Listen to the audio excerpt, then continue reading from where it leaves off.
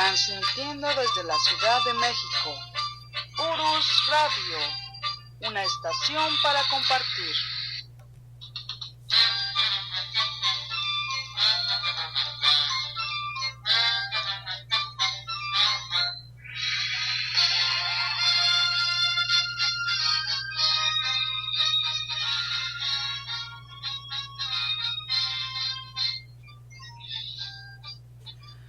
Hola, hola, ¿qué tal mis queridos amigos de Urus Radio? Soy Doris y es un gusto estar nuevamente con ustedes hoy lunes 24 de junio y estamos transmitiendo en vivo desde la cabina de Urus Radio su programa de la verdadera historia de México, narrada nada menos que por el profesor Francisco Mendoza. Pues ustedes saben que nos cuenta de una manera amena lo que son los pasajes, anécdotas de nuestro querido México. Creo que prendí una luz que le deslumbró aquí al profesor. Y bueno, antes de pasarle los micrófonos y saludarlo, dígame, profesor.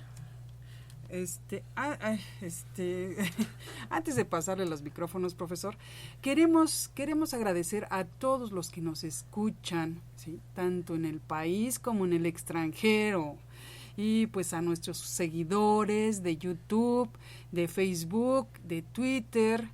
Y pues bueno, al final del programa vamos a leer algunos comentarios que nos han hecho llegar muy amablemente. Y pues ahora sí, vamos a saludar al profesor Francisco Mendoza. Profesor, ¿cómo está? Buenas noches. Licenciada, muy buenas noches. Amigos, ¿cómo están ustedes? Muy, muy buenas noches. Con el gusto de estar aquí, licenciada. Sí, profesor, es un gusto. Y bueno, tenemos aquí en el chat a René Martínez Rojas y dice: buenas noches, profesores. Hola, ¿qué tal, profesor René Martínez Rojas? Buenas noches. Y bueno, también, profesor, el día de hoy vamos a continuar con el tema de los grandes romances en la historia de México, al parecer, ¿verdad? Así es, ya, número 4. El número 4, pero ¿de quién nos va a hablar, profesor? Bueno, platicaremos hoy, es que tenemos que continuar platicando de Porfirio Díaz. Ya hablamos un tanto de Delfina y de Juana Cata, que levantó algo de polémica, lo que platicamos de Juana Cata, y hoy hablaremos de Carmelita Romero Rubio, su gran amor, también de Porfirio Díaz. Ahí develaremos algunos pequeños secretos conyugales y platicaremos también del mariscal Bazán, o bueno, no sé la pronunciación exacta, Bazaine, que se queda a cargo de las tropas francesas durante la intervención, y Pepita, sí, su querida Pepita Josefa. Es toda una historia, toda una historia. Y platicaremos también de Maximiliano y Carlota. Ok, muy bien, profesor, muchas gracias. Y pues el día de hoy, déjeme presumirle, profesor, que hemos batido récord de escuchas en nuestro programa. Ya ve que la semana pasada comentaba usted comentábamos que eran ya 300. El día de hoy, sí, ya fueron más de 500 que nos escucharon en esta semana. ¿Fueron en total cuántos, profesor? 530, ¿verdad? 530 sí. Amigos que nos escucharon directamente el programa anterior. Sí, 530 sí, claro, personas. Semana. Porque si hablamos de las descargas que se están dando por semana, licenciada. Sí, fueron ya casi 2,000, profesor, 2,500. ¿verdad? Así es, 2,500 personas que escuchan Urus Radio semana tras semana, 530 en especial el programa recién grabado y todos los demás amigos, pues los programas anteriores. Qué barbaridad, profesor, estamos llegando ya a bastantes personas y qué bueno que les guste la historia de nuestro país. Y también el programa pasado, profesor, hablábamos de la palabra pomoca y decíamos que cómo se llamaba esa situación de cambiar las palabras y no nos acordábamos, dijimos que no sabíamos, pero no nos acordábamos más bien. Es un anagrama, profesor. Sí, yo dije acróstico, ¿verdad? Usted dijo Me equivoqué, acróstico, ese es un anagrama. Sí, es un anagrama que es el cambio del orden de las letras de una palabra o frase que da lugar a otra palabra o frase. ¿Sí? Así es, y fue lo que utilizó don Melchor Ocampo para nombrar a su hacienda. Así es. Y pues bueno, dice el profesor René Martínez que no se escucha, está Aboites Lucero, ¿nos escuchas, el Lucero? Dice el profesor René que no nos escucha. Vamos a ver. Ay, por favor, alguien más.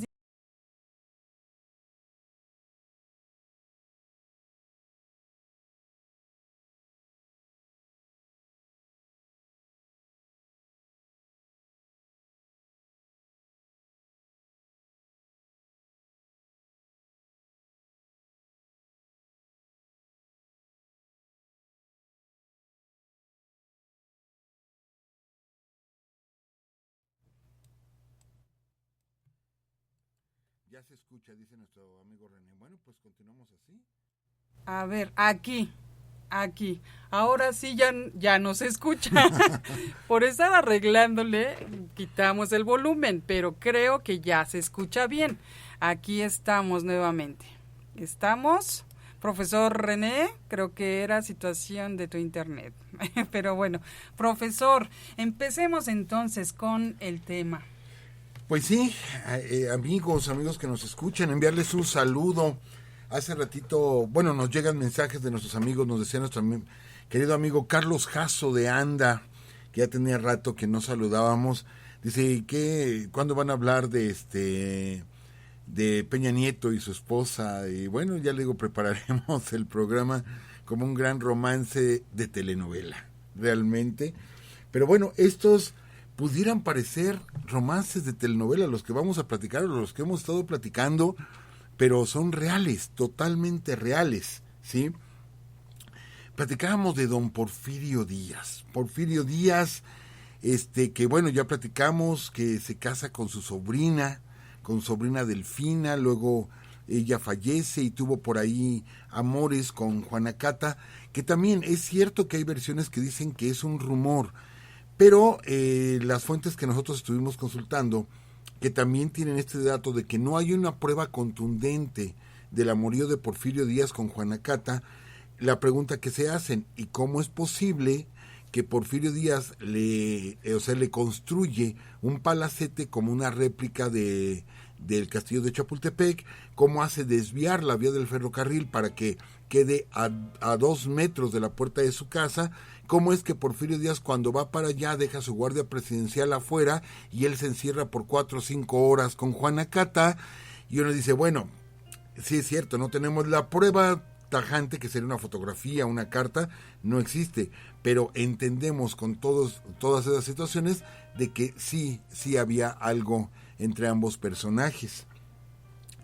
Y creo yo, y era lo que platicábamos momentos antes con la licenciada, era difícil que existiera una prueba como tal, porque era el tiempo de Carmelita Romero Rubio, ¿sí? Que, a ver, vamos a explicar esto amigos. Yo sé que me estoy adelantando un poquito a la historia, pero esta es una opinión personal. Yo creo que esa emperatriz frustrada de la historia de México, que fue Carlota, de la que vamos a platicar al rato, esa parafernalia alrededor de la pareja imperial, ¿sí? El poder tener aquí gente que viene de Europa y que viene a gobernarnos, gente bonita, gente de ojos verdes, altos, blancos, etcétera, y que todo se frustra en 3 años. Yo creo, les digo, es mi opinión personal, yo creo que se viene a descargar todo esto precisamente en doña Carmelita Romero Rubio. ¿Por qué? Bueno, Carmelita Romero Rubio viene de una familia pues muy muy importante. De hecho su padrino es Sebastián Lerdo de Tejada, que fuera presidente de México, y que en un golpe de estado Porfirio Díaz le arrebata el poder a Sebastián Lerdo de Tejada, y hay una diferencia muy fuerte entre familias, ¿sí? no olvidemos que Porfirio Díaz hay un lapso presidencial del 80 al 84 donde él deja el poder, deja el poder, se lo deja a su compadre, a don Manuel González, que cuando platicamos aquí la historia de los presidentes, pues don Manuel González, híjole, le gustaba el dinero y le gustaba el poder y le gustaban mucho las mujeres y se comentaba mucho las tremendas tertulias que había en Palacio Nacional, con mucho vino, con muchas damas de compañía, etcétera. Entonces, alguna ocasión, Porfirio Díaz, que le deja el poder a Manuel González, perdón, licenciada, lo digo con todo respeto, voy a usar una palabra altisonante, perdón amigos, pero así dice la anécdota, que una ocasión va Porfirio Díaz a platicar con su compadre, don Manuel González, a Palacio Nacional, y que de pronto, pues platicaron de muchas cosas, y que al último le dijo, ¿sabes qué, compadre? Pues ya nada más para retirarme vengo a reiterarte que yo no tengo ningún interés en volver a ser presidente de México. Y en eso el presidente Manuel González agarra y empieza a abrir los cajones de su escritorio. Y abría y buscaba, hasta que Porfirio Díaz le dice, bueno, ¿qué tanto buscas, compadre? Dice, aquí estoy buscando al pendejo que te lo crea. Sí, perdón por la palabra altisonante, pero así dice la anécdota, que así le contestó Manuel González, y efectivamente, sí, ni quien se lo creyera a Porfirio Díaz, porque vuelve a ser presidente de México. Pero en ese lapso de tiempo, recién muerta Delfina, Porfirio Díaz, en una recepción, no siendo presidente, en una recepción que se da en la Embajada de los Estados Unidos, ¿sí?, conoce a una jovencita, 16 años, que viene a ser, les digo, la ahijada de Lerdo de Tejada. Es de una familia de mucho abolengo en México, como son los Romero Rubio. La conoce y se prenda de ella. Y le pide que le enseñe inglés. Todo el tiempo que supuestamente estuvo aprendiendo inglés con Carmelita, lo que hizo fue cortejarla, ¿sí? Bueno, la corteja hasta que se enamora de ella y decide pedir su mano, la cual le es concedida. Sí, era una persona muy, muy importante. Y es en la capilla, ¿sí?, en la capilla de Palacio Nacional, donde se casa, ¿sí?, Porfirio Díaz. Ahí tengo un poco, porque leí dos versiones. Uno que había sido en la iglesia de la Profesa y otro que había sido en la capilla de Palacio Nacional. La cuestión es que el presidente Manuel González firma como testigo de la boda de Carmelita y de Porfirio Díaz. Esta vez no mandó a un representante como fue con Delfina, que él estaba en el frente de batalla y manda a un cuate que se case con ella, ¿no? Por poder. O más bien por no poder Porfirio Díaz estar allá. Entonces se da el matrimonio. Por lo tanto, cuando asciende al poder de nuevo Porfirio Díaz, pues queda como primera dama doña Carmelita, y ahí estará hasta que en 1911 salen del país. Pero aquí vienen los datos curiosos, amigos, los datos curiosos. Ellos se van de luna de miel, ¿sí?, a Nueva York. Y allá, como era una persona connotada, un expresidente de México, etcétera, hubo muchas críticas contra Porfirio Díaz, porque Porfirio Díaz era burdo, era una gente que, aunque tuvo una educación, pero que todo el tiempo había estado en la milicia, había estado entre la tropa, en las batallas, en el combate, ¿sí?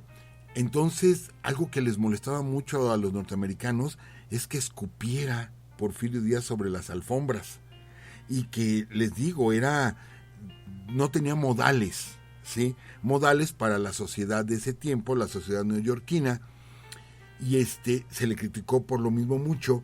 Pero veremos cómo Carmelita empieza a pulir a Porfirio Díaz.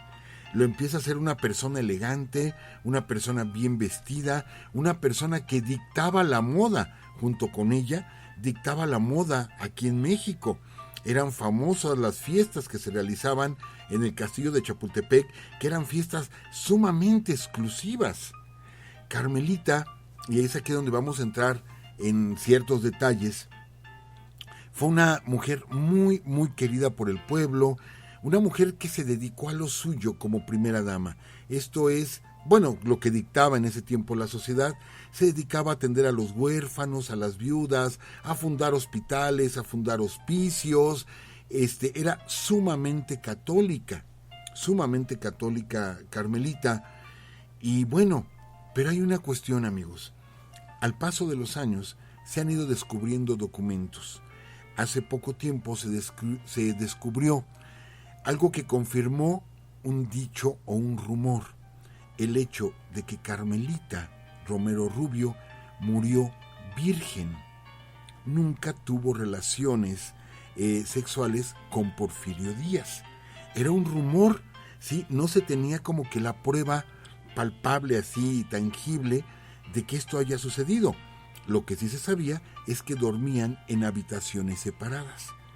Pero resulta que se encuentran con una carta, y no tiene mucho de esto, en documentos que pertenecieron a Carmelita, se encuentran una carta, si mal no recuerdo en el año 2012, que ella le escribe, ¿sí?, a su padrino, a quien le llamaba papá, por el respeto que le tenía a Sebastián Lerdo de Tejada, donde le dice que ella está cumpliendo cristianamente, ¿sí?, con su labor y con su compromiso, ya que ella se iba a convertir en la paloma de la paz entre los conservadores y los liberales, ¿sí?, para que ya no hubiera más rompimientos en México y para que ya no hubiera más guerras en México, porque ella estaba enamorada de una persona conocida como Pepe Negrete o José Negrete, que venía a ser nieto, ¿sí?, de Pedro Celestino Negrete. Pedro Celestino Negrete fue presidente de México, ¿sí? De hecho, él lucha en la independencia, pero ya con Iturbide, o sea, anteriormente luchó contra los insurgentes.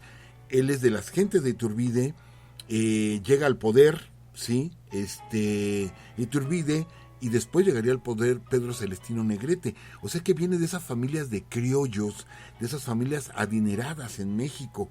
Este joven, Pepe Negrete, era el amor, ¿sí?, el amor de Carmelita Romero Rubio. Perdón, amigos, yo sé que hay mucha gente que adora esta imagen de doña Carmelita y de Porfirio Díaz, pero bueno, es la información que encontramos y se las estamos compartiendo a ustedes. Ella le escribe esta carta a su padrino donde le dice que el amor de su vida es Pepe, pero que, es más, ya la habían dado en matrimonio. Pepe Negrete ya había solicitado el matrimonio y le habían dado la mano de Carmelita, pero como se mete Porfirio Díaz, ¿sí?, y le tienen miedo a Porfirio Díaz, y aparte saben que es algo estratégico que se dé esa unión, es por lo mismo que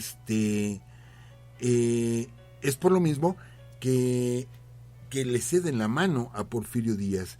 Y ella lo dice en esa carta a su padrino: yo no pienso tener hijos de un hombre al que no amo. Yo sé que él me ama con locura, pero mi amor es para Pepe Negrete, ¿sí?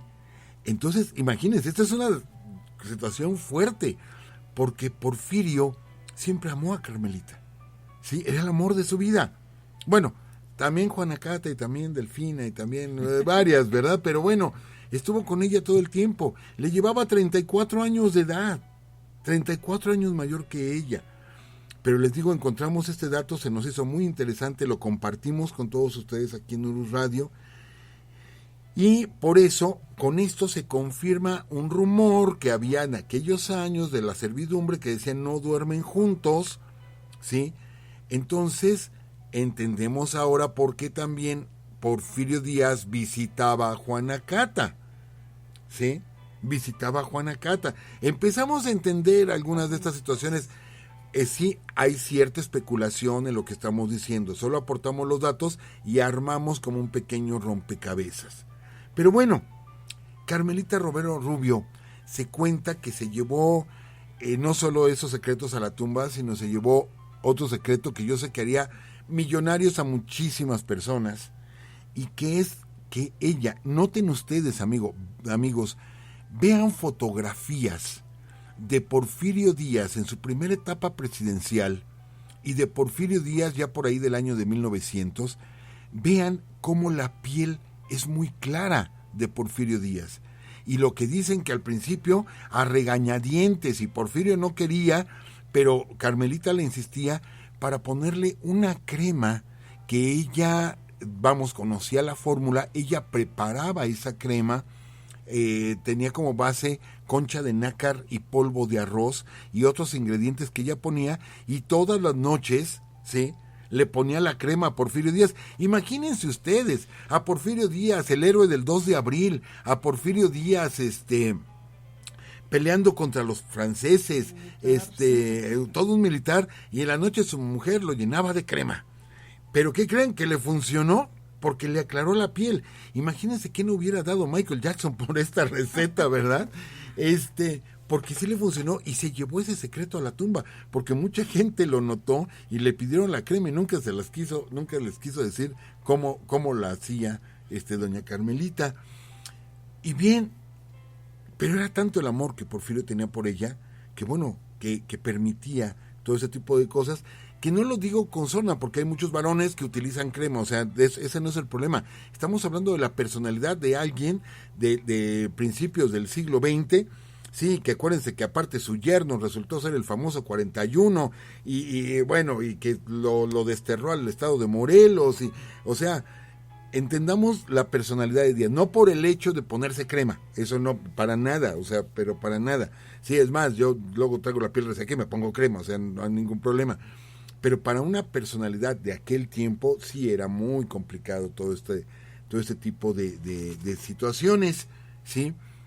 Entonces, aparte, Carmelita, pues no tuvo hijos con Porfirio, pero se dedicó a cuidar a los hijos de Porfirio, ¿sí? Porque hubo por ahí otra mujer, ¿no? Una soldadera llamada Rafaela Quiñones, que viene a ser la madre de Amada, que de hecho resulta como la hija consentida de Porfirio Díaz, ¿sí? Su hija Amada, que es la que se casa con el ingeniero de la Torre.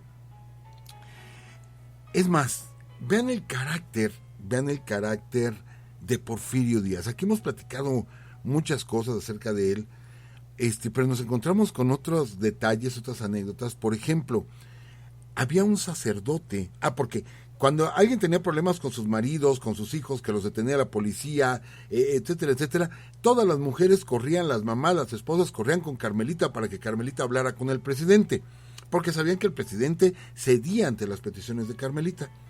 Hay que ver cómo, y eso les voy a platicar. Resulta que en una ocasión había un sacerdote allá por el rumbo de Tlalpan, que en aquellos tiempos era un pueblo, por el pueblo de Tlalpan, que era liberal, ¿sí? Pero era un liberal radical. Y como Porfirio Díaz había hecho las paces con la iglesia, atacaba mucho esa situación. Y siendo sacerdote, era un sacerdote liberal, que hubo muchos sacerdotes liberales. Entonces lo manda llamar Porfirio Díaz. Imagínense al sacerdote de una pequeña parroquia allá en Tlalpan, y de pronto verse invitado a Palacio Nacional, ¿sí? Entonces, este tipo de anécdotas me encantan, licenciada, amigos, porque son las sutilezas. Dice que llegó el presidente, saluda al sacerdote, que el sacerdote estaba así como contento, orgulloso de tener enfrente al señor presidente, estar en Palacio Nacional. Y de pronto, pues empezó a platicar con él, así es que usted es cura y allá está en Tlalpan, y le dice, pues he sabido lo que usted platica, lo que usted dice ahí en el púlpito, y yo solamente le quiero preguntar una cosa. Sí, dígame, señor presidente, ¿usted cree en las apariciones? Sí. Y agarra el sacerdote y se queda pensativo y dice, sí creo. Y cree usted también en las desapariciones, entonces, ¿verdad? Con esto quedó arreglado el asunto. Sí. Con esto lo arregló, con esta simple frase de Porfirio Díaz. Ese era Porfirio Díaz, ¿sí? Aunque sabemos que también Porfirio Díaz era de muy fácil llanto. Y por ahí, platicando alguna ocasión con nuestro amigo José Luis León Volante, que le enviamos un fuerte abrazo, pues nos platicaba toda la anécdota de el apodo que también tenía, era el héroe del 2 de abril, pero también era el llorón de Icamole, por una batalla que perdió y que se fue llorando. Pero Porfirio Díaz era de muy fácil llanto. O sea, él fácilmente se provocaba el llanto. Y entonces mucha gente lo llegó a ver llorar. Pero bueno, aquí hay un personaje, amigos, yo sí lo quiero mencionar. Ya hemos hablado un poquito de él, lo que fue el arzobispo Pelagio Antonio de la Bastida y Dávalos. Híjole, amigos, yo creo que si hablamos de gente que ha sido nefasta en nuestra historia, él está en la lista de los primeros 5. Yo creo que junto a Juan Nepomuceno Almonte, pues podemos contar también a Antonio Pelagio, ¿sí? O Pelagio Antonio La Bastida y Dávalos, que era el arzobispo de la Ciudad de México, que forma parte de las personas que invitan a Maximiliano a venir a México, que forma parte de la regencia que gobernó del 62 al 63, del 63 al 64, ya que los franceses llegan aquí a México, a la Ciudad de México, en lo que llegan los emperadores, 63-64, forma parte de la regencia, y que cuando, ya les platicamos a ustedes, cuando estaba a punto de morir la esposa de Porfirio Díaz, esta Delfina, él dice que ella quería casarse por la iglesia, pero como se casó con su tío, pues había caído en pecado, y ella tenía una fe muy fuerte, una fe religiosa.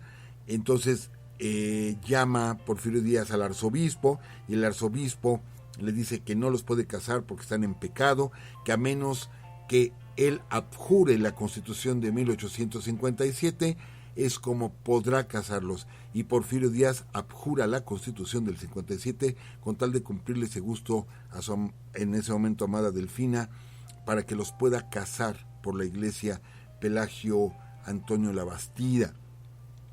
Los casa y al otro día muere precisamente Delfina, un personaje verdaderamente nefasto en la historia de México. Y aquí sí, si se arma un debate, pues le tenemos que entrar con todo, porque sí fue tremendo este hombre que vendió a nuestra patria. Pero bueno, este era el ambiente en el que se vivía. Pero amigos, les digo, Carmelita era una gente muy querida. Carmelita se va con Porfirio muere en 1915 allá en París. Ella se queda hasta 1931 y regresa a México, ¿sí? Muere en 1944, deja ya los restos de Porfirio Díaz. Ella vistió, a partir de la muerte de Porfirio Díaz, religiosamente vistió de negro todo el tiempo, hasta el día de su muerte, pues. Ella está en el Panteón Francés, mientras que pues Porfirio se quedó allá en París, y hasta el día de hoy pues no han regresado sus restos. De ella podemos decir cómo la quería la gente, que el mismo Juventino Rosas le compone un vals, que es el vals Carmen. Sí, para mí, dentro de mi gusto personal, sí, me encanta Sobre las olas, y yo creo que sería el segundo vals que más me gusta de Juventino Rosas, el vals Carmen, dedicado precisamente a doña Carmelita. Entonces se vivía, les digo, lo que no se pudo vivir con la emperatriz Carlota, pues se vivió con doña Carmelita. Ella no se metía en asuntos políticos, respetaba esa parte del trabajo de su esposo, pero ella libró a muchas personas de la cárcel, inclusive del paredón. Hablaba con Porfirio, las amigas le tenían mucha confianza. Por lo tanto, les digo, era una mujer sumamente querida. En 1944, cuando ella fallece, siendo presidente Manuel Ávila Camacho, se reunieron gente de todos los estratos sociales, revolucionarios, postrevolucionarios, conservadores, cristeros, o sea, de todos, para acompañar a su última morada, a Carmelita. Era una gente sumamente querida, y les digo, el gran amor de Porfirio Díaz, aunque Porfirio no fue el gran amor de Carmelita. Pero bueno, pasemos ahora, lo tenemos que mencionar. Les decía, ella viene a hacer, Carmelita, lo que no hizo Carlota. Carlota, que llega a México en 1864, se va en 1867, 3 años que duró aquí el imperio de Maximiliano de Habsburgo. Amigos, hasta el día de hoy, quizás sea, si ustedes van a una librería y ven libros de historia de México, novela histórica, etcétera, biografías, yo creo que de los personajes que más van a encontrar, sí, que más van a encontrar material, es de Maximiliano y Carlota. Quizá en segundo lugar encuentren novelas y todo que involucra a Pancho Villa, que es otro personaje del cual se ha escrito muchísimo, ¿sí? Quizá otro sea de Cortés, Hernán Cortés, que lo involucre con Cuauhtémoc, con La Malinche, con Moctezuma, pero son de los personajes más reconocidos en nuestra historia. Inclusive hay más novela histórica de Maximiliano y Carlota que del mismo Benito Juárez. De Benito Juárez lo que encontramos son biografías más que nada. Fue un romance, pues como lo fue hace unos años la imagen de Lady Diana, ¿no? Y el príncipe Carlos, que se transmitió la boda a todo el mundo y que fue una boda casi tipo Disney, ¿sí? De princesas de Disney. Pues nosotros tuvimos aquí a nuestros emperadores, Maximiliano y Carlota, con ese marco, un marco muy, muy de Walt Disney, prácticamente, ¿no? La realidad es otra, la verdad es otra. Les hemos platicado aquí la anécdota de ese famosísimo vestido rosa de Carlota que está en ese gran cuadro, ¿sí? Y que nunca usó. El vestido existió, pero nunca lo usó Carlota. Que lo pueden ver en la página de Urus. Y que lo pueden ver en la página de Urus. En Facebook.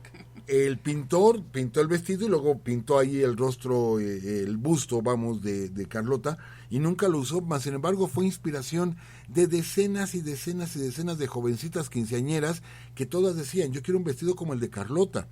Me consta, lo escuché, yo de muy joven todavía escuché a familiares cercanos o amigas que decían, yo quiero un vestido como el de Carlota, y Carlota nunca usó ese vestido. Pero bueno, ¿por qué? Por esa imagen, el príncipe gallardo, alto, ¿sí?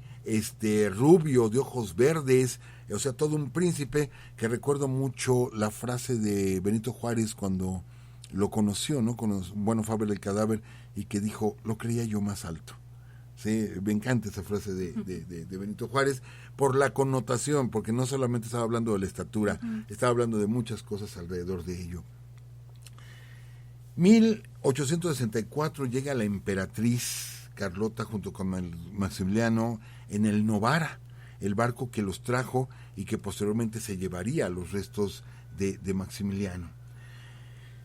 Ella ya tenía 10 años de casada, ¿sí? Carlota tenía 10 años de casada, hija del rey Leopoldo de Bélgica y una de las mujeres más ricas del mundo en ese tiempo.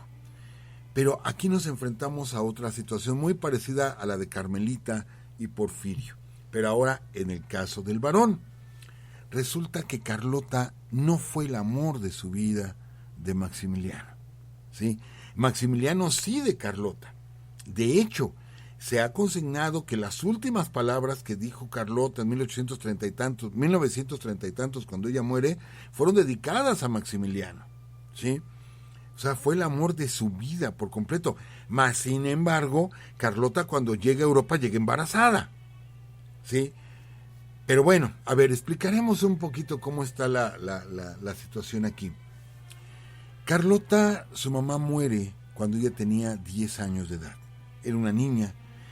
Y bueno, se acostumbraba en ese tiempo a enterrarlos en sus castillos, y la habitación y la recámara precisamente de Carlota estaba a un lado, ¿sí? De la tumba de su madre. Y dicen que se la pasaba todo el día o gran parte del día llorando o recostada a un lado de la tumba de su madre. Quizá esto, ¿sí? Esta negación de la ausencia de su madre, quizá, según algunos biógrafos, es lo que causa la posterior locura de la emperatriz Carlota. Carlota igual conoce muy joven a Maximiliano, la diferencia de edad ahí es menor entre ellos, pues, pero conoce muy joven a Maximiliano. Pero Maximiliano ya había conocido a otra mujer, a María Amelia de Orleans y Braganza, ¿sí? La había conocido en la isla, si mal no recuerdo, de Madeira, y se había enamorado perdidamente de ella. Desgraciadamente, María Amelia murió de tuberculosis, ¿sí?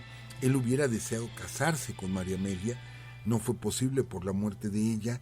De hecho sucede sin estar Maximiliano cerca de ella, se entera, sufre su muerte, y posteriormente es cuando conoce a Carlota, deciden casarse, ¿sí?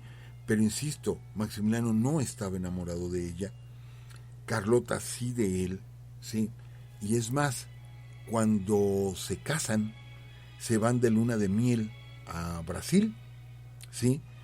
Pero cuando pasan por Madeira, Maximiliano baja del barco y va a visitar la tumba, ¿sí?, de María Amelia, y comentan que lloraba por el dolor que le causaba encontrar la tumba de su amada, y de ahí deja a Carlota y él se va solo a Brasil, que de ahí dicen algunos biógrafos que adquirió una enfermedad venérea, porque según esto lo habían visto meterse a burdeles ahí en Brasil, y que seguramente ahí tuvo una enfermedad venérea que provocaría, ¿sí?, que posteriormente no tuviera vida conyugal con Carlota a raíz del viaje a Brasil.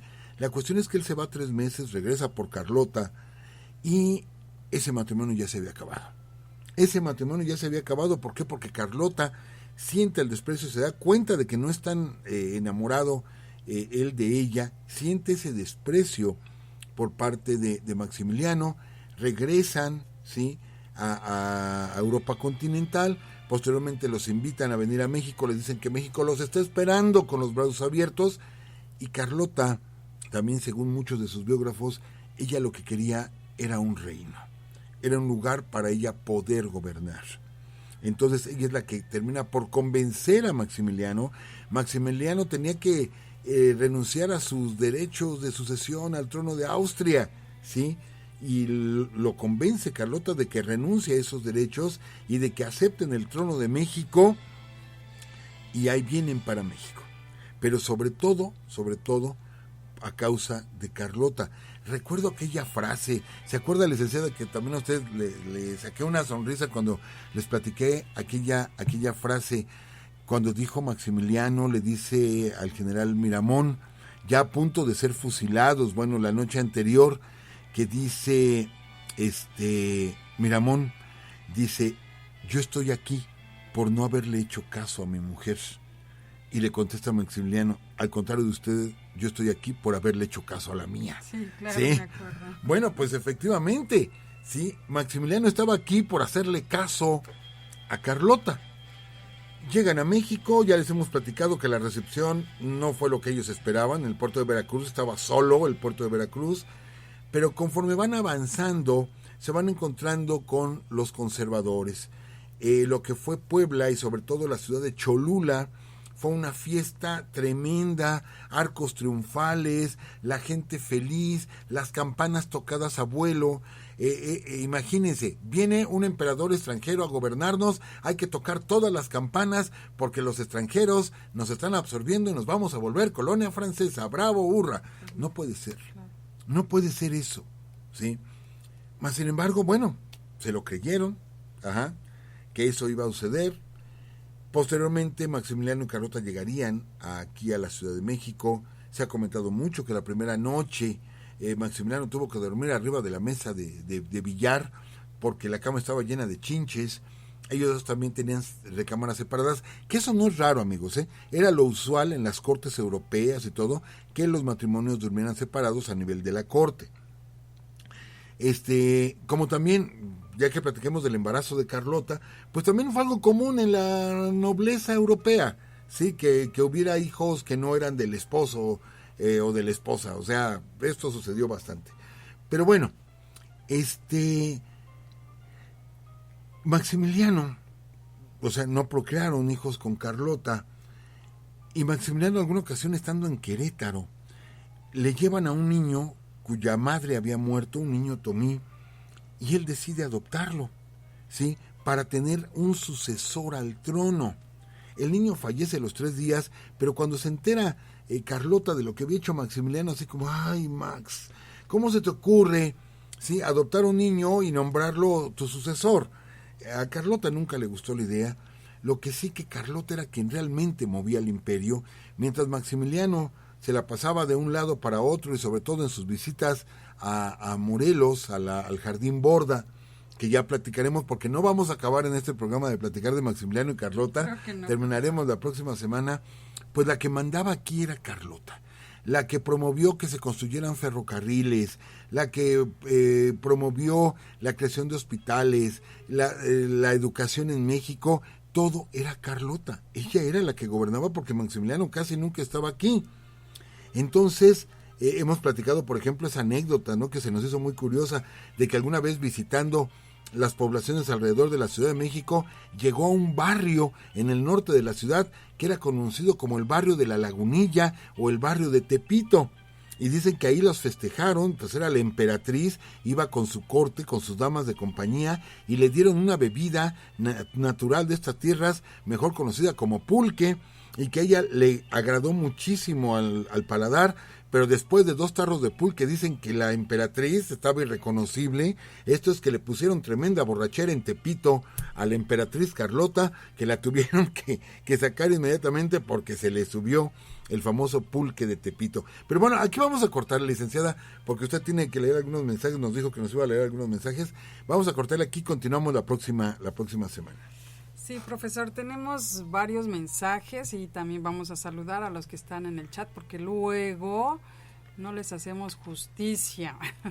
Está, bueno, Lucero Aboites, que ya dice saludos y un gran abrazo, profesores. Está Citlali Hernández, buenas noches. René Martínez, bueno, todos decían que sí se escuchaba, pero bueno, gracias a todos por sus mensajes. También está Israel Arriaga, dice buenas noches, Lick Doris y profesor Mendoza. José Luis Vázquez Campos dice excelente programa, gracias profesor Francisco y Lick Doris, saludos. Dani Daniel también dice saludos Lick, Doris y profesor.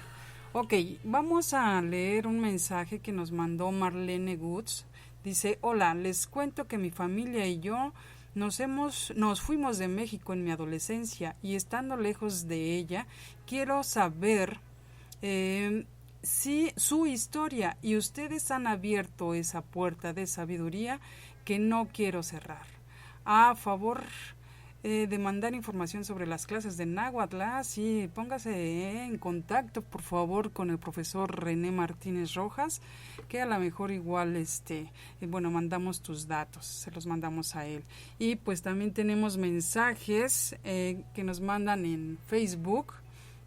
Dice Ramiro Nava, es que compartimos, bueno, el programa la semana pasada no, ayer transmitimos el mensaje de lo que se iba, del tema que se iba a tratar el día de hoy. Bueno, el chiste es que Ramiro Nava dice, un abrazo, amo su programa, es un respiro en los lunes y cualquier día. Gracias Ramiro Nava. Luz Bir dice excelentes noticias, gracias. Lo bueno de los lunes es este gran programa. Ahí estaremos escuchando. Excelente día. También Marlene Goods dice gracias por todo lo que nos enseñan. Abrazos. Y Dani Daniel Cavazos también, gracias. Saludos, gracias por compartir. Pues bueno, por lo pronto son todos los mensajes y pues muchas gracias a todos ustedes por escucharnos. De verdad que les agradecemos mucho que nos promocionen. Hemos visto cómo está evolucionando el programa. Ya de 300 que nos escuchan en la semana, que es el programa exacto de la semana, nos escuchaban 300, ahorita estamos llegando a 530 personas. De verdad les agradecemos mucho que nos promocionen y pues muchas gracias. Y aquí los esperamos el próximo lunes. Ya saben que nos escuchan en www.spreaker/user/ Urus Radio, ahí nos encuentran, también nos encuentran por Facebook, por Twitter, ya creo que también ya metí en Instagram, profesor, son un montón de lugares que de repente ya ni sé dónde estamos, pero bueno, que estén muy bien, cuídense y por aquí los esperamos el próximo lunes. Hasta luego. Saludos.